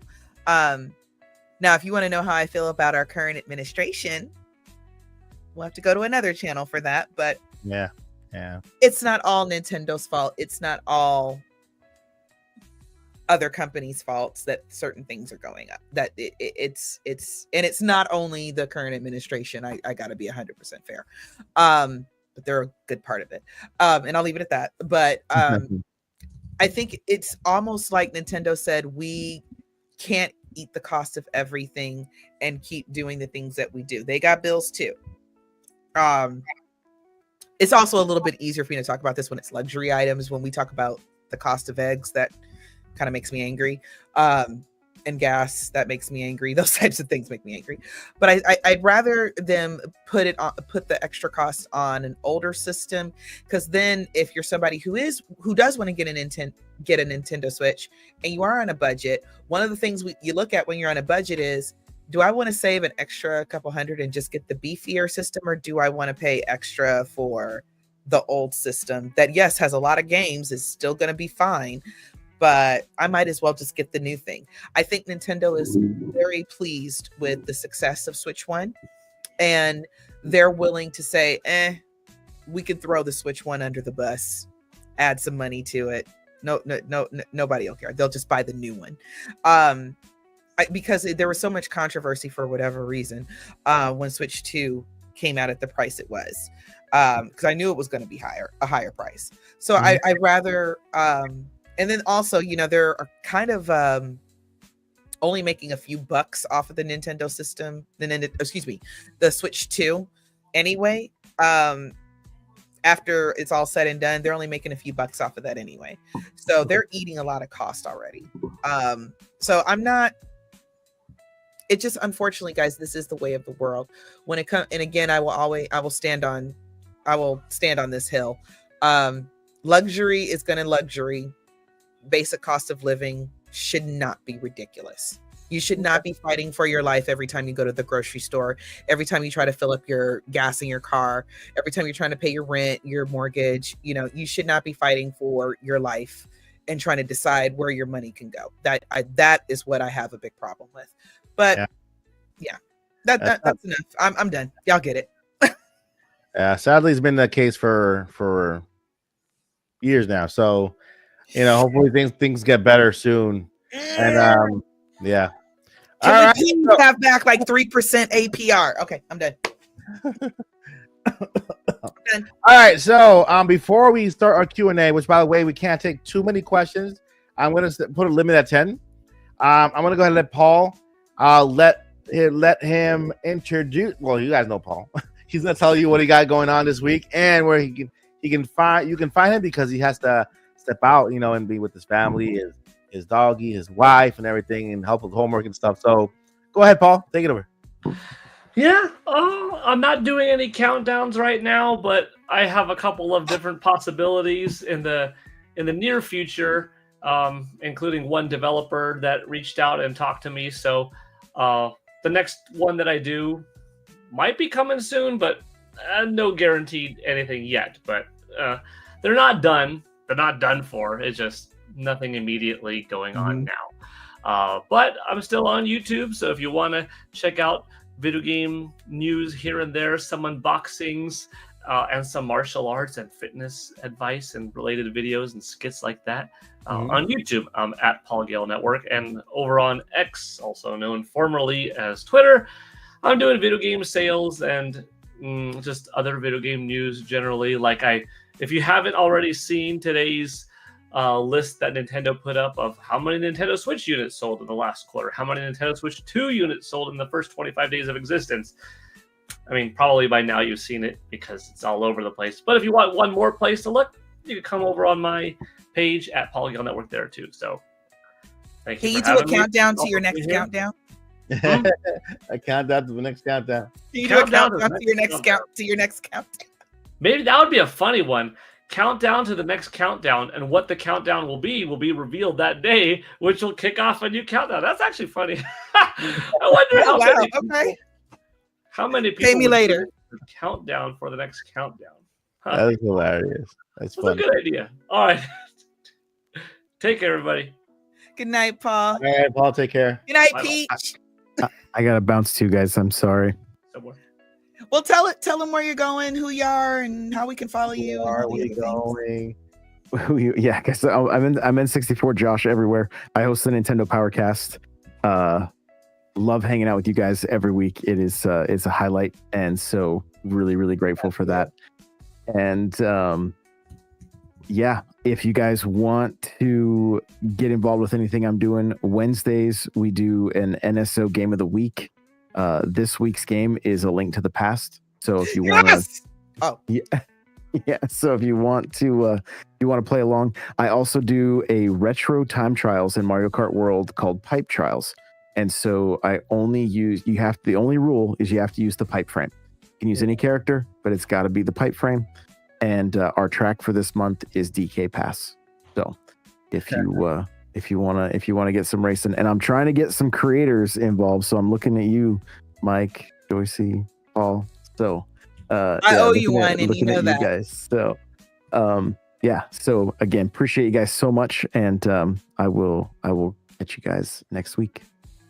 All right. Thank you, Josh. Thank you, Paul. Guys. Bye. All right. I think we got some questions to answer already. Do we? Just the two of us. We can make it if we try. Let me stop for YouTube get mad and says I'm singing violent songs. Oh yeah, for sure. I'm sorry. For real. They will do that. They will do that. Pokemon fan says, I know Kirby, Air Riders, and Metroid Prime 4 got raided in other countries. What? That's horrible. They got raided by the police? Mike, that says rated. R-A-T. They got raided in other countries. I'm like, what? No. How can they be possible? So nice. Got raided by the There's police? nobody that's trying to raid and won't show you a badge. I'm sorry. I'll stop. All right. Will you do more streams of playing with viewers? Yes, I will. I'm marking questions too if you want to go through those too. Then topics true. Back to school is a few weeks away, and the gossip is about to start. Woo! For each of you, if you were back to school, what is the game you're talking about? About on the blacktop.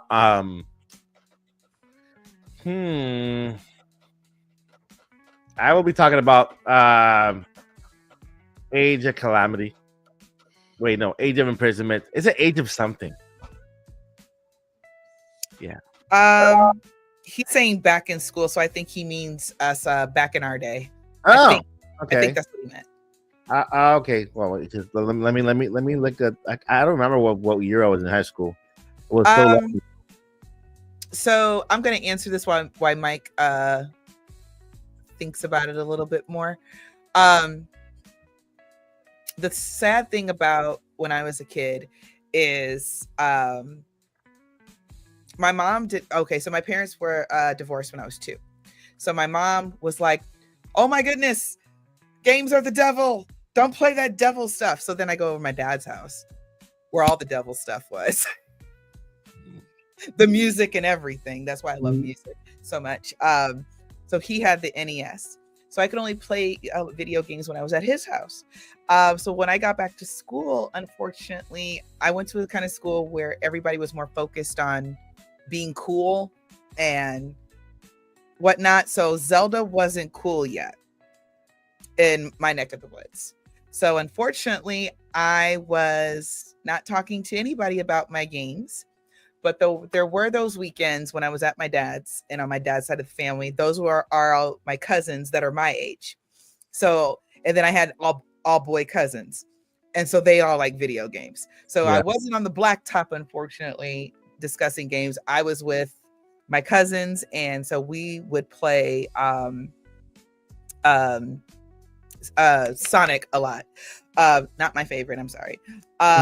They weren't really into Zelda. We would play Ninja Gaiden, and but one of my best memories is my older brother. I have a brother who's about 10 years older than me.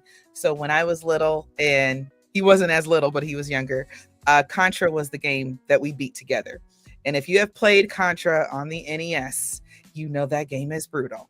Okay, until you play it a couple times and you learn the patterns. But that game was brutal. So it was so awesome that me and my big brother finished Contra, and I had somebody to talk about it with. So, and now my little girl, the little girl inside me that was all alone playing games and quit for a long time, came back as an adult. And now I can sit here and talk with Mike every single week about games. All right, so I remember where I was. High school for me was from 95 to like 99.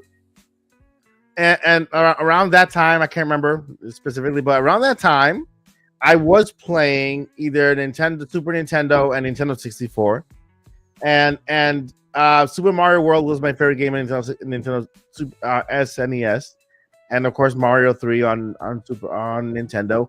But the games that I was playing NBA Hang Time on Nintendo 64, Mario Kart 64. And Kobe courtside from Kobe Bryant's courtside. Kobe rip. That still hurt. Yeah, it does. It was like so freaking shocking. Like was like, who made that rumor up when that was. And then Kobe left, and then COVID came. It was like right the same year. Crazy. That was 2020 was just a bad year. We just started off bad anymore. Started off bad. Ken Griffey, I used to play Ken Griffey Jr. a lot, baseball with my brothers. What else did I play on Nintendo 64? Tony Hawk. I did Tony Hawk. I used to play a game called College Slam. It's like an NBA game, but with college games. WWF games. What else did I play? Wave Race 64. That's it. And I think a snowboarding game. I can't remember the game.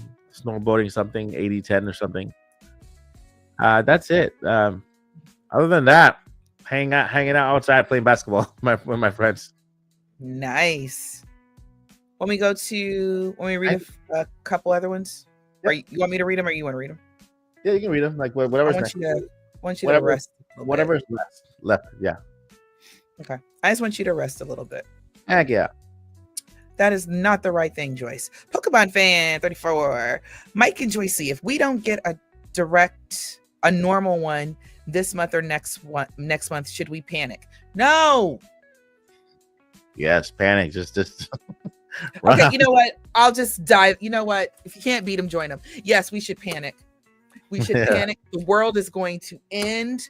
Taylor Swift and Beyonce are going to stop being friends, and they're never going to go on tour again. Let's see here. Jesus going to change his mind and not come back. Wait, he's not. They're not friends. They're not friends. Taylor Swift and Beyonce. Say what? They're not friends. No, they are. I'm just making up devastating things that would never. They're besties. They're besties. They are actually. Nah, I can almost guarantee there's some sort of presentation next month, or Nintendo app. Because I was gonna say something about that. I'm sorry. Go ahead. Nintendo app, because I think the biggest game of the year is Pokemon Legends Arizona, and it's already have a date on October. And I think for the other games, they could just shadow drop a date for Metroid, say November, and then put the other one, Kirby Air Rider, for next month in September, and then we're done with the year. They don't even have to come back. I thought it was Pokemon ZA. Arizona. ZA. ZA? Pizza. Yeah. I thought, it's not about pizza. It's pizza and it has Arizona. I like to call it Arizona. It's better Arizona. But just in case we don't get a general direct again for the remainder of the year, totally panic. Everything's going to just be terrible. Yeah. There will be no more Starbucks ever for anyone. They will increase the price of the Nintendo Switch again. Yeah, they'll increase the price of the Switch again. So then, like, the old Switch is going to totally cost way more than the new Switch. Yeah. You know, Yeah. dogs and cats living together. It's going to be total madness. That'll be bad. There's nothing but, guys, everything's going to be fine. It's a 2-month-old system. We've already had 2 big directs. They're not going to stop, guys. Nintendo like money too much. Yeah. Yeah. Another thing that could happen is that wait, did we get any date announced yesterday?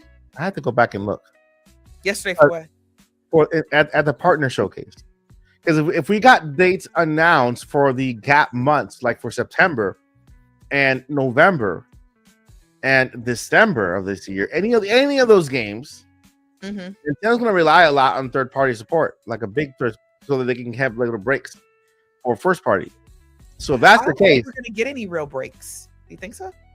I think because the games are bigger than they've ever been. You know, the third-party support is bigger. Like Final Fantasy Remake is a huge game, and it's already on their website that it's coming to Switch too. There you go. The other thing I was going to say, and I meant to say this but I know we had to say goodnight to Paul and Josh, but I stand on this. I believe the reason I do believe we're going to get a direct, a general one, or at least first party or whatever, is because I think they're going to go all out for Metroid Prime 4. So I think the next direct we're going to get, since it's supposed to be coming out this year, I think we're going to get a bigger, juicy trailer. And then I really think we're going to get Metroid Prime 4 is going to get its own direct, because I'm not wild. I've told y'all this. I haven't been wild about the way they're handling the marketing of Metroid, but I think that's what Nintendo's kind of doing. Hey, focus on this big game. Yeah, focus on Mario Kart. Yay, yeah, DK's coming and these other games, but yay, Mario Kart. And then when it was Donkey Kong's turn, yay, look at Donkey Kong. Look at Donkey Kong. Yeah, Hyrule Warriors is coming, but look at Donkey Kong. You know, I think that's just kind of how Nintendo does it. So thank you, Poke. Boo Mini, for both of us, can we as a community donate money to buy Joycey DK Bonanza, because I think she'll actually really like the game. I'm a little weird about people I don't know very, very well giving me things, but I know your heart in everything. So if you guys just give it to me and I'll give it to her. Yeah, if you guys send Mike a gift for me, he will get it to me. And yes, I will play it, because I'm so moved that somebody would buy a game for me. For those who didn't hear my rant about this before, I have it's my own issues. I'm not wild about monkeys, gorillas, for reasons. But if somebody but I understand it's just a game, and if somebody buys it for me, that you buy me something, I will play it, because I'm just so honored that somebody bought me something. I think it's sweet. So thank you for even thinking of me. No pressure, nobody, please don't buy me anything. Don't do that. But I really love that you thought of me. Shout out to Lottie. Lottie says, for all of us, do you have a favorite Mario voice actor that you cherish when you play the game? Charles Martinet, all the way. Charles Martinet. I want to be very honest. I do. Voice acting is a little bit different when it's characters. It doesn't bother me as much. People move on. People get older. Different things happen. I do get attached to real life people. Y'all have heard I love Janet Jackson. You know, that's been my girl since I was a child. I'm attached to somebody I get my parasocial relationship or whatever. I'm attached to artists that are real. So when an artist that I care about, you know, passes away or something of that, that's something that bums me out for a day. I'm just glad that that we are giving newer people a chance to, you know, somebody new we can kind of fall in love with. So it's okay. It's okay. And shout out to Adam Brush. Mike, this is for you. Why do you think Nintendo did a partner showcase instead of a general direct? There's so many games to be revealed and have release dates. I think we kind of touched on that a bit. Yeah. Yeah, I something happened internally. Right now, I'm at the Final Fantasy VII Remake website, and if I click on the Nintendo Switch 2 logo, it goes to the partner direct from yesterday. But Final Fantasy VII Remake wasn't there. So if I feel like there's something happened behind the scenes.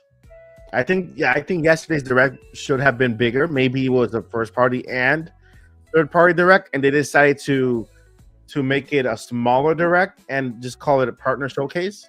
I think it should have been bigger. It's weird. If you go out on Square Enix and you click on the Switch 2 logo, it goes directly to the partner showcase from yesterday, but they weren't they weren't there. You know, so something must have happened behind the scenes, and things change all the time, right? And they say, you know what, we already have a game for August. Let's wait for September, and then we'll have Final Fantasy Remake there with the big direct with the first party games, because I believe that there are certain games that they're not going to show in partner directs. They're going to show them more in general directs. The bigger the game, I think the more they want to make sure that they have it together with their first party, to show that they have they value those games as much as they do their first party. Nobody values their first party more than Nintendo. Yes, yeah. Because with it, I mean this with I don't have the shade fan out, so I mean this with nothing but just honest, no shade. Yeah.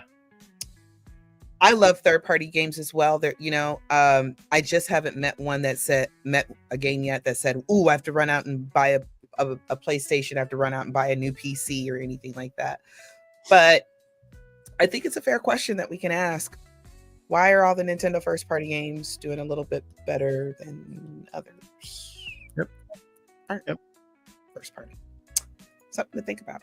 Just the physicality. Solomon Battle, shout out to you. Mike, this is for you as well. Do you think we will see Mario Galaxy 2 remastered on Switch 2? Ooh, I've seen that question a lot, and not just at the Odyssey, but I think we're gonna see it on Switch 1.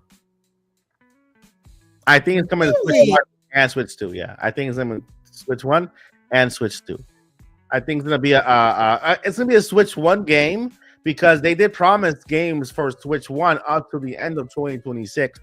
So we still have a long time, and I think Mario Galaxy will be a great game for them to give put on Switch 1. As you can see by them raising the prices for Nintendo Switch, they're not looking to get rid of that system at any point. I think internally, Nintendo does still consider Nintendo Switch their main console, right? Switch 2 is their transition console. Switch 1 is still their main console, because of course the majority of fans are still on Switch, right? They've only sold 5 million units for Nintendo Switch in the US, I guess, right? That's the US.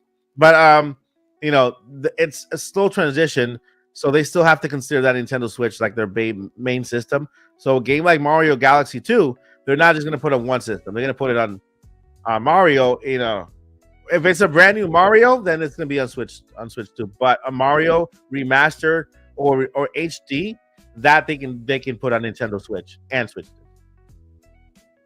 Yeah, what Mike said. Yep. And shout out to Boo Mini again. Thank you so much for the $5. Oh wait, I haven't done this yet. So much love. And I think she's asking both of us, any chance we'll get a Zelda game this year, since Age of Imprisonment will probably be January or February release, and it's third party. No. Mike, you go ahead and say whatever you want to say. I gotta set the stage. Not this year. Not this year. I think Age of Imprisonment is coming in January or February. January is like the show opener. February, and I think we're done for this year. I think we are done with this year for first party games. All right, picture it, Sicily, 1937. Okay, no I'm kidding. Picture it, September 2025. We're all chilling here at the Odyssey. We have it direct. And we just chilling. We know we're not getting no more Zelda. We know Hyrule Warriors is coming. But you hear that piano, and you hear the hooves of Epona. Bam. The Legend of Zelda, Ocarina of Time. The re-release. I don't know. The remix. The remake. Sorry, that's actually a Right. part. Wouldn't it be an Like- ocarina you hear instead of a piano? Say it again. Wouldn't we hear an ocarina instead of a piano? No, the opening of Ocarina of Time, literally about a second before Oh, the yeah. screen comes up, you hear the piano first. Okay, yeah. I think it's a piano. So, but it's not going to have it. But guys, I'm going to tell you right now, it's not going to have a date on it. So that's a pipe dream. Also, I don't know. But what I will say is, it will surprise me, and I'm not expecting it. But that's kind of when Nintendo drops stuff, or somebody, or they kind of drop stuff. So don't be surprised. Don't expect. But I could see them announcing a remake of a 3D game on the horizon somewhere, maybe next year. That would be nice if they did announce that. I'm here for it. So that's my very convoluted, tired answer to that. I'm so tired. I'm tired every week. Thank you, Boo. They make me work for my paycheck. And then Boo Mini celebrating the 7 months membership. Thank you, Boo. 7 months. That's a long time. I think we're done, right? Yeah, we're done. Oh wait, hold on. One more. I just gotta read this one just because it's funny. Okay. Like, bruh. Alma said, Ocarina of Time remake is my favorite game of all time. If they screw up this remake, I'll throw my Switch 2 out of the window. Baby, that's money you throwing out the window. Don't do that. Sell it to somebody if it makes you that upset. Sell it and get your money back. Yeah, that's hilarious. We got everybody though. We got all the questions. Yep. All right, thank you, everyone. Wait, let me just cut this music out. Music. Huh? I'm just trying to cut the music out. All right, friends. Thank you for your questions and for spending time here at the Odyssey. You guys have been amazing. Joycey Day, where can we find you? What you got going on this week?